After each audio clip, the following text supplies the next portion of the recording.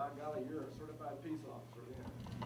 And then you go somewhere to a law enforcement agency, you raise your right hand, you swear to uphold the laws, and you get a badge and a gun, and all of a sudden, you've been given this public trust before you even had a chance to earn the public trust. That's different from every other job that I've ever heard of, and it can cause a problem because from that day forward, you have to start to earn public trust. So it's unlike any other kind of job I've ever heard of. You get the public trust, and then you start earning it.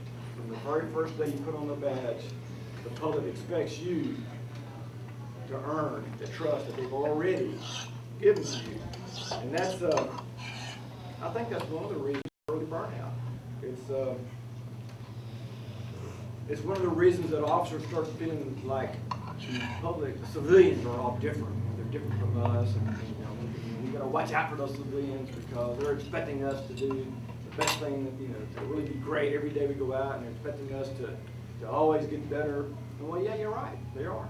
They expect you to get better every day because from day one, they trusted you. They gave you the badge and the gun and said, we trust you. Now, from this day forward, please earn it. They put their faith in you, hoping you'd not abuse the power they gave you. You have a lot of power over just about everybody. Nobody else has the power over you. When you're on the street, the discretion, the power belongs to the police officer. That's all saying. You can beat the rap, you cannot beat the ride. If the police officer thinks it's time for you to go to jail, where do you go? To jail. Does it matter who you are? There have been some pretty high authorities in this particular county, as a matter of fact, that found out it doesn't matter who you are.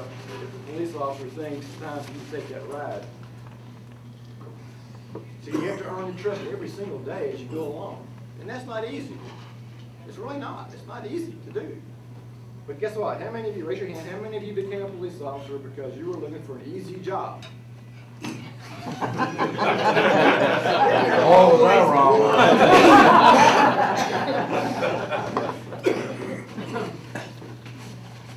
Second random thought I had was to try and put everything into perspective. You got to remember you're not perfect, okay? And then remember, you're not even supposed to be perfect. You're supposed to be human. You've been given a great trust. You've been given a lot of respect and a position of authority, but nobody expects you to be perfect. The only job I know where you have to be perfect on the first day and then get better every day is baseball umpire. That's a requisite. But you're not an umpire. You're a police officer. And you don't have to be perfect, and nobody's expecting you to be perfect. But they do expect you to work every day to be a better police officer. And that's reasonable, isn't it? I mean, is there anything unreasonable about that? Expect you to work very hard to do a good job. That's a big enough burden all by itself, having to work every day to do a better job. But it's not impossible. You can always get a little better.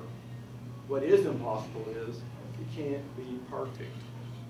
And when you start thinking that I need to be perfect, you start giving yourself an expectation that's unreasonable and that you can't reach. You can't do it. And you make your job more difficult than it has to be. It's not an easy job already. You don't need to make it any harder than it already is.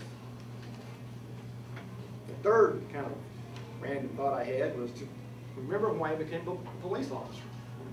Stop and think every once in a while, why did I do this? Why did I want to become a police officer? One of you is looking for an easy job. But how many of you joined so you could get rich? Meet women. Take long, expensive paid vacations someplace. You didn't do that. I'd be willing to bet it.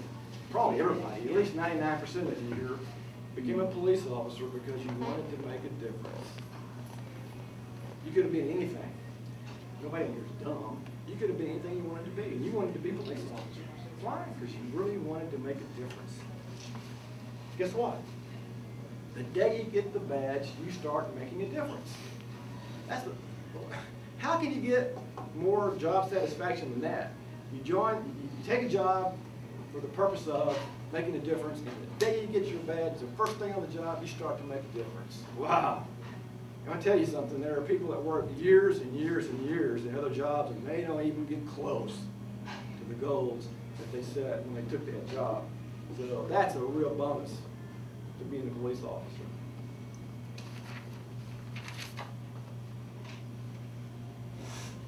Now I get to the good advice. Oh. Don't forget you're human. Come on.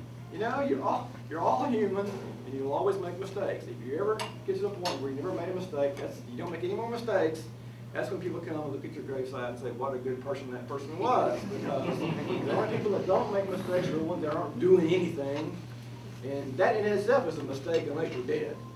So don't expect that you're going to get to where you're perfect and don't make any mistakes. Don't forget why you became a police officer.